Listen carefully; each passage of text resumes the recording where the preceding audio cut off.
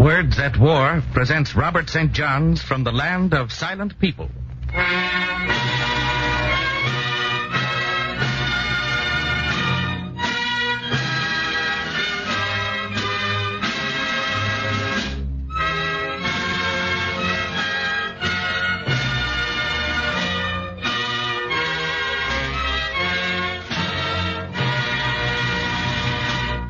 That is the proud national anthem sung in Yugoslavia until the Nazis came.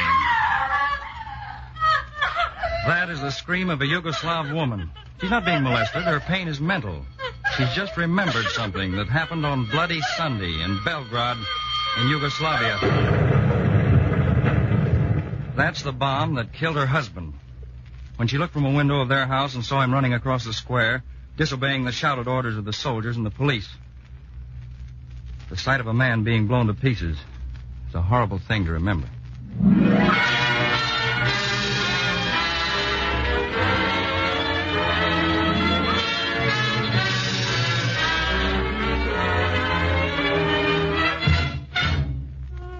The National Broadcasting Company, in cooperation with the Council on Books in Wartime, presents the sixth in the series, Words at War. Tonight offering a radio adaptation of Robert St. John's great book, From the Land of Silent People.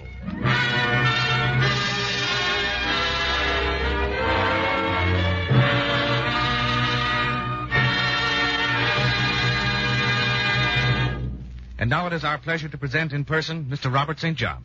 Scriptwriter Neil Hopkins has prepared a dramatic impression of my book, which does not pretend to portray everything that I've written.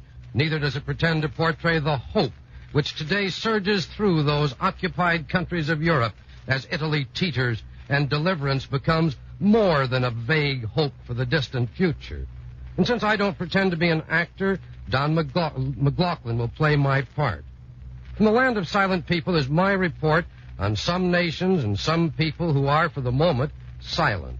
I'm a reporter, and I saw it happen. Once on a lecture platform, the chairman of the meeting said to me, Now, just one word of advice before you speak, Mr. St. John. Please remember that you're speaking after the dinner hour. Make your remarks pleasant. Don't make war seem too terrible. We don't want to disturb their digestions, you know. I did not make pleasant remarks in that lecture. I told them, as we shall tell you tonight, something of what I saw and heard and smelled, and just a bit of what I thought during a few weeks of this war.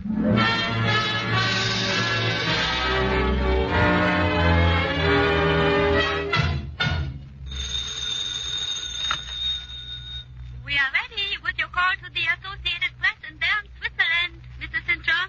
There's Bern. Associated Press, Bern, waiting. St. John's 11928, Belgrade, direct.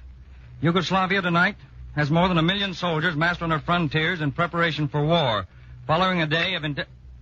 Hello, Associated Press. Hello, operator. Pardon, monsieur, you have been interrupted. Yes, Bern. Bern, waiting. St. John's 11928, Belgrade, direct. You have been interrupted, monsieur.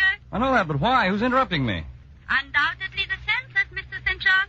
Censors? But this dispatch has been cleared by the censors, operator. I got a rubber stamp on every Bern, page. waiting. Yes, Bern, monsieur. Hey, Baron, skip the first paragraph. I don't think they like it. Let's start with the second. You ready? Ready. For 12 hours today, a frenzied crowd... Hopeless. Hopeless these last days of March and the first days of April 1941. Hopeless trying to get a dispatch out of Belgrade. Simovic, the commander of the Air Force, has taken over. He's thrown out the government that sold Yugoslavia to Hitler and Mussolini. Simovic is playing a dangerous game, and he knows it. But he'll fight.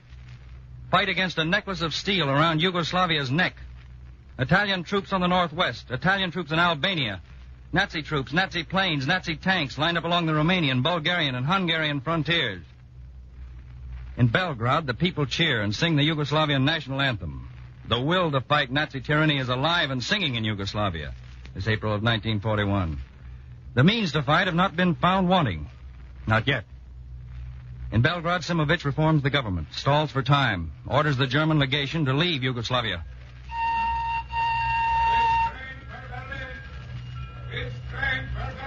Well, St. John, nice of you to see us off. Tell me, Do any of Herr Hitler's representatives remain in Belgrade? By tomorrow morning, there won't be a single German left in Yugoslavia, except our military attaché and his assistant, and their 2 servants. They'll be ready for anything. What is anything likely to mean? No matter. Cheer up, St. John. We'll be back soon, we Germans. Probably very soon. And when we do come, we'll bring a few souvenirs. Bye, St. John. Take care.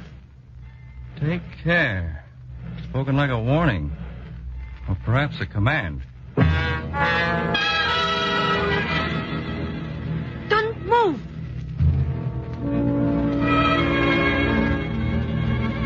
Don't move. A command, the way Sonia says it. Schmidt-Pop, the Hungarian press representative, introduced me to Sonia a few minutes ago in the hotel dining room. Then came a telephone call for Schmidt-Pop. And now we're alone. Don't move. Because I'm terrified. Please hold my hand. Tighter. I hate all this. It frightens me so. Blackness. Those horrible sirens. Sonia is a well-traveled university graduate. She holds an important government position. She knows just about everything. Right now, she knows fear in a Belgrade blackout, while a gypsy violin drowns out the sound. Those horrible sirens. There's nothing to fear, baby. It's just a rehearsal. Yes, but the real show will come soon. Yugoslavia will fight. With empty hands, she will fight the giant. Then, what will we do? We are not soldiers. Well, I know what I'm going to do. I'm getting myself a car and following Simovic into the hills of South Serbia. For with the government, we ought to be fairly safe. We ought to have some communications. Oh, take me with you. Oh, not on your life. Oh, please take me with you. I can't stay here. You mustn't leave me behind. I'll die of fright if I don't get killed by the bombs. Listen, Mr. St. John, you hardly know me, but I'll be good. I speak the language. I can help you. And I won't make any trouble. Just let me go alone. You'll have to expect to be treated like a man. It'll be tough going. Look, the lights. The lights come on again. Did you hear me, Sonia? Yes, I know. I won't mind. And listen, I promise to bring along 3 quarts of good Scotch whiskey and 4 bottles of French champagne. Okay? Oh, please. It's a deal. Fine. And now, will you please take me home? Will you? So you will know exactly how to find me. Sure. We can walk past the park. There are spring flowers now. And the good, clean, fresh air. So nice. Yeah, for how long? Next week, that clean, fresh air may smell of gunpowder and burning buildings and burning people. No. No, it must not be. But whatever comes, you have promised me on your honor to take me with you when you leave Belgrade. You must write down my telephone number also. Now. All right. And speaking of telephones, I must take you home and get back to my rooms upstairs. I'm expecting a call from Switzerland, perhaps from the United States. America? In war? You can talk to America? How wonderful. How perfectly wonderful.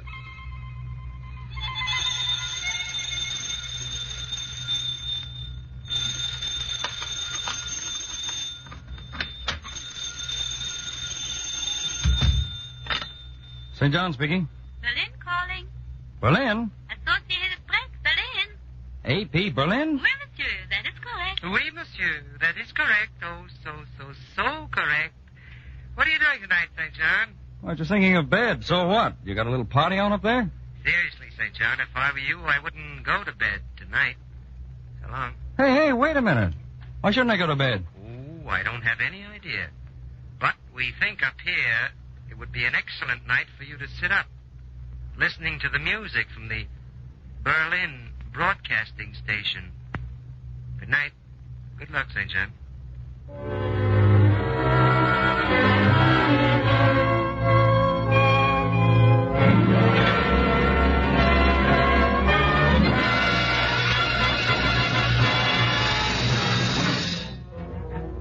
This is the resurrection and the death.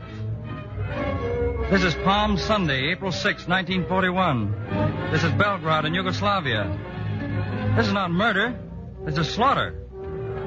I don't remember exactly how many of the American correspondents and radio men are in and around the hotel this Sunday morning. There's several of us coming and going on one mission or another. I remember Lee White. I remember Russell Hill of the New York Herald Tribune. I remember Ray Brock of the New York Times. There they are! Nazi bombers!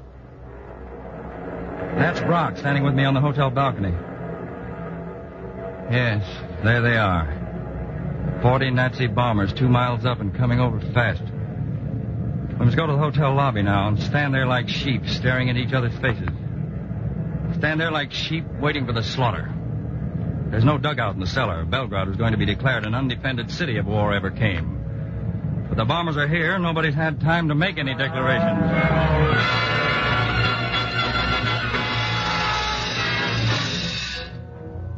Ray Brock and I go downstairs. The symphony begins.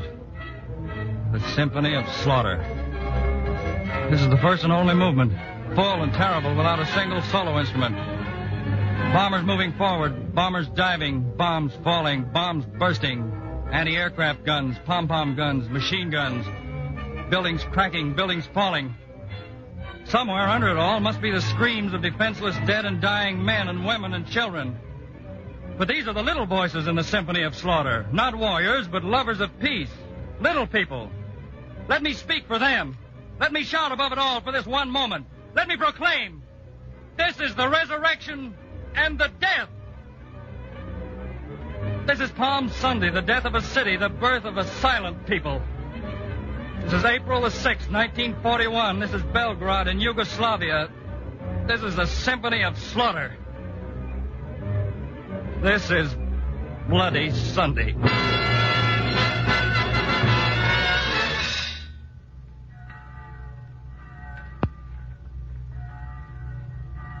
Church bell? Oh, yes, of course. Church bells are on God's side.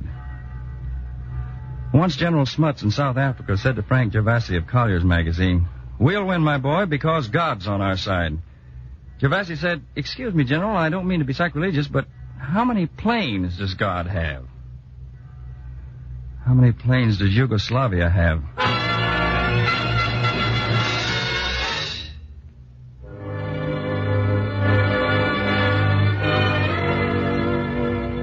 At the American legation, we found Lee White, the radio commentator. At the legation, we found some of the other press correspondents.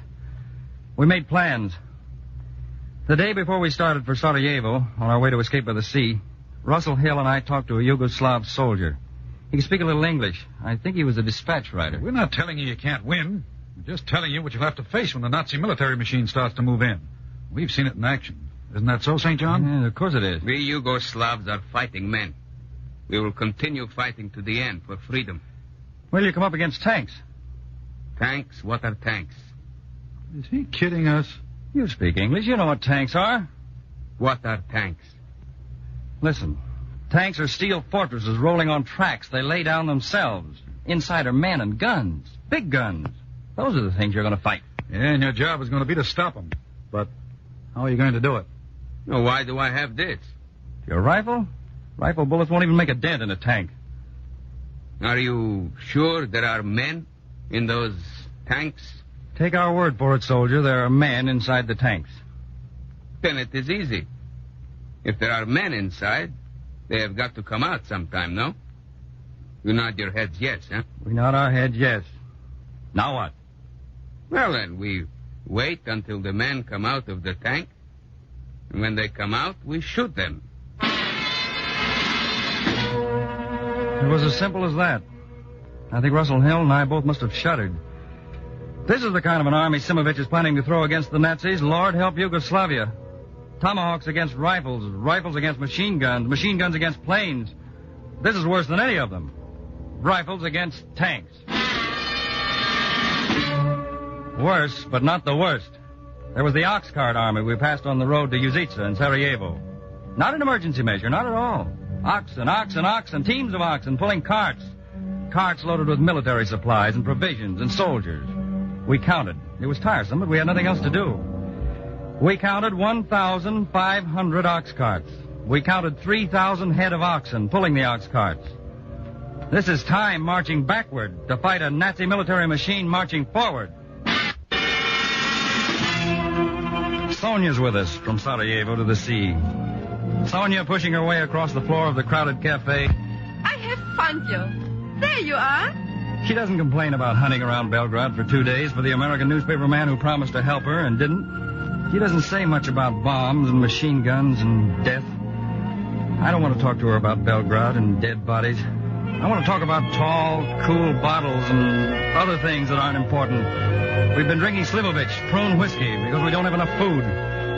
My head's swimming. All I can remember to say is, how about your champagne and the scotch? How did you expect me to bring champagne and scotch when you deserted me? And I didn't have a car. Cheer up. I won't desert you this time. Let's go shopping.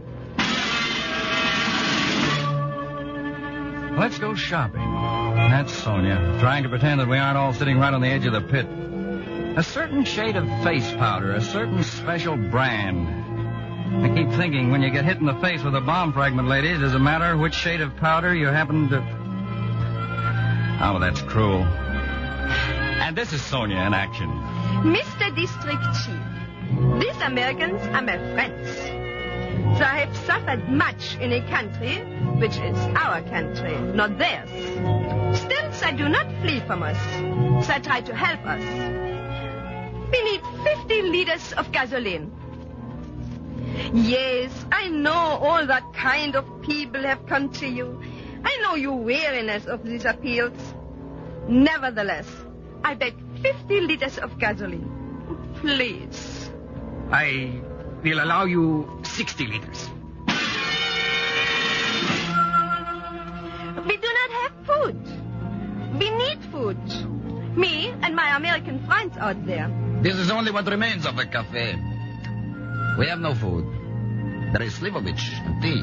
Oh, we are sick with spoon whiskey and tea. We are sick, and we have far to go. You have a little can of cherries? I saw the little can of cherries. They're not worth anything. I cannot cheat you. Your American friends will tell you they're worth 10 cents. But a can of cherries is food. And so I must keep them. Would you like this leather jacket I'm wearing? You are small. My jacket would fit you. For a 10-cent can of cherries? Take the jacket. My friends cannot eat my leather jacket. Little things like that. Sonia in action from Sarajevo to the sea. And then at Budva on the coast of the Adriatic, Russell Hill and I have a talk. Bob. You awake? You still awake, Russ? What do you want now? That boat of ours, the Macadonka. Yeah, what about the Macadonka? Well, she's just a 20-foot sardine boat. She's just got a one-cylinder outboard engine, a sail, and 4 oars. And I know all of that. What of it? Well, now we've got Terry Atherton of the London Daily Mail with us. And besides you and me, there's Kay of United Press, Lee White. So? You in love with Sonia, Bob? Don't talk nonsense. Of course not. Well, the Macadonka's nothing more than a rowboat, Bob. Now, to make a getaway, we've got to go hundreds of miles down the Adriatic, down the coast of Yugoslavia, Albania, until we hit the Greek mainland somewhere, or the Greek island of Corfu. Now, part of that time, we'll be snug between the heel of Italy and Albania. We've got no food. A long sea voyage in an overgrown rowboat. No food. If we do get picked up by the Italian Navy, it'll be a lot tougher for her than us. Well? Hey, you're right. Sonia can't go with us.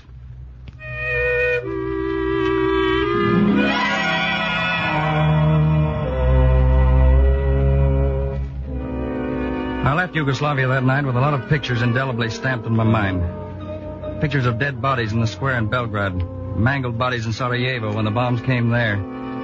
Crowds of bewildered people in Budva waiting for the bombs to come. But one of the clearest pictures was the picture of Sonia.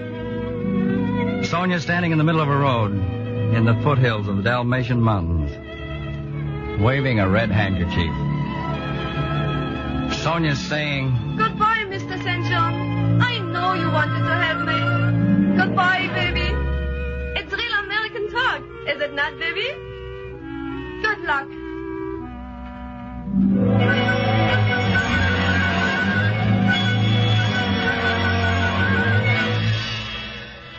There is some suffering on a boat.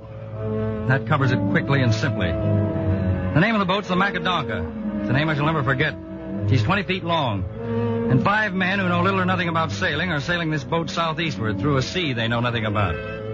We sail by the stars, and we're too ignorant of simple astronomy to know that the stars swing about the heavens as the earth turns. We have a little stale bread. We have a few cans of this and that. We have some raisins. We have 40 pounds of smoked ham. Understand, this is raw ham, not cooked, just smoked. We run through storms. We run through minefields. We quarrel bitterly among ourselves. 5 reporters unable to report. 5 hungry, angry men. And now... Hey, look! Islands dead ahead! Islands! Must be those islands just off Corfu. We grab our maps. After a while, Russell Hill, who's a very precise map reader, says... Yeah, that's right, boys. Those are the 3 little islands, and there's Corfu just beyond. Hey, wonderful! Hotels and beds and clean sheets and cable offices and a place to sit down and write a story. Now, in heaven's name, St. John, dish out some food for us, will you? Food! I'll give you a feast! Listen to that! That's a loaf of good Serbian bread we've been using to hammer the oarlocks back in place. And see this little can? Yeah. In this little can is a feast. This is pheasant paste. Wow. No. From the bird of the same name. Pheasant paste on peasant bread. And the Waldorf Astoria touch. In honor of peace and quiet, 2 slices of our only orange to every man. Oh, very, very swing. And why not? We made it. There's Greek land just ahead. There's order and discipline and common sense and cables. We can get our stories off to New York now. We can be reporters again. We can tell them the story of Bloody Sunday in Belgrade. We've made it. We can tell them. No need to wave your American flag. You can put your hands down now. I can see what you are. But get out of the boat. You speak excellent English. Maybe. I went to school in Chicago. Who are you? I'm Robert St. John, Associated Press. These men... Never mind. It can wait. There is some danger here on this beach. But you don't understand. We're American and English radio newspaper people. Your credentials will be examined later, Mr. St. John. But this is Greece, a friendly country. To you? Probably. Your credentials will be examined later. Out of the boat now. All of you. Listen, we've come hundreds of miles down through minefields and Italian ships and storms to get to Greece, a friendly country. Now we're being greeted with rifles. We're reporters. We fought our way through to tell the story of Yugoslavia. Yugoslavia bombed into silence. 2 weeks ago... It's just the same here, Mr. St. John. Out of the boat. All of you.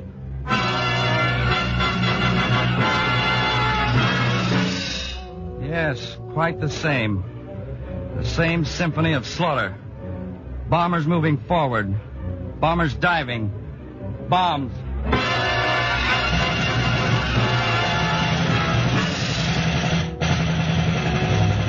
Nazi machine gun. A very special job. We're on the Greek mainland, somehow on a troop train, Patras to Corinth. Nazi machine guns, a very special job. Train running along the very edge of the Gulf of Corinth. Very, very, very straight drop down there. Wonderful spot for a plane to poke its machine guns into a train window. Wonderful spot. Wonderful slaughter. It's a strange thing. You couldn't hear the screams of the dead and dying men because of the screams of the dead and dying men. You couldn't hear the sound of the plane because of the sound of the plane. The sound of the machine gun because of the sound of the machine gun. It starts quietly. The symphony of slaughter. Lee White was badly hit. I got just a sprinkling of steel in my leg. British Army trucks helped us to get Lee to an X-ray man's house in Argos. Argos. It's a little Greek town. Atherton and I are together when the planes come over again. Some panicky people said that they had taken Lee White to the X-ray man's clinic. We found the clinic all right, but I wish we never had. Because out in front on the sidewalk lay what once had been a man. Look at him. Both his hands are blown off at the wrist. One leg's in shreds. Piece of shrapnel's ripped open his stomach. Yet he screams. Like a screams, he screams words. Atherton, I've got to find out what he wants. You speak English? I speak. Yes. What's he saying? Tell me. He got no hands, you see. I can see that. What does he say? He say, I want my money.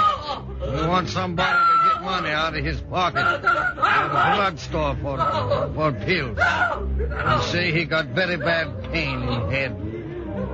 Atherton. We're dead, Atherton. Do you hear me? We're dead. We're in hell. This isn't Greece. This is hell.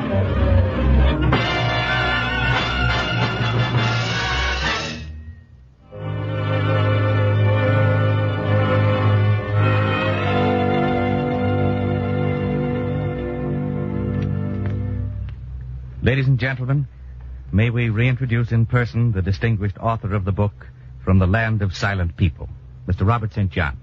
I called them silent people because as I fled from Europe, I knew that the vast majority of those people would be silent for a few years as they suffered and starved under Nazi domination, waiting for the light. But not completely silent.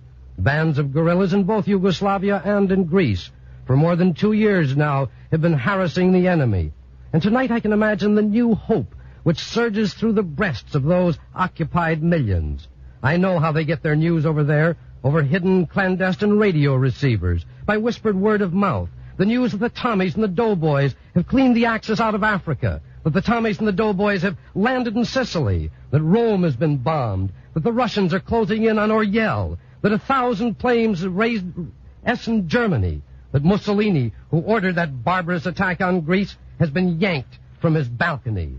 They know that every one of those events brings the armies of the United Nations that much closer to their frontiers, brings victory and deliverance that much closer to realization.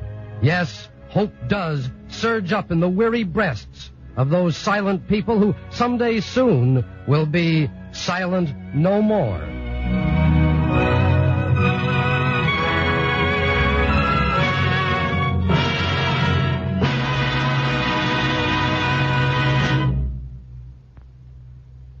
As the sixth program of Words at War, we have presented a radio interpretation of the book From the Land of Silent People by Robert St. John. It was adapted for radio by Neil Hopkins, one of the NBC script staff. Mr. St. John was played by Don McLaughlin.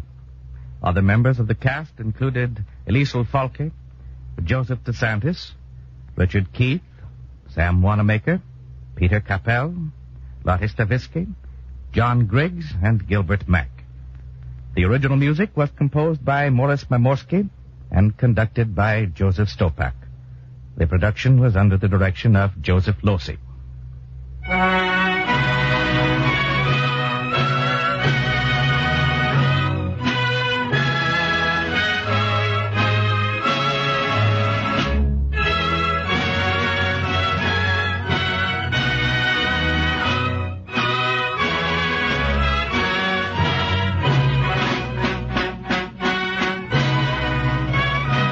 Next week, Words at War presents episodes from Prisoner of the Japs by Gwen Ju, a vivid eyewitness account of a survivor of the fall of Hong Kong. Words at War is brought to you in cooperation with the Council on Books in Wartime by the National Broadcasting Company and the independent radio stations associated with the NBC network.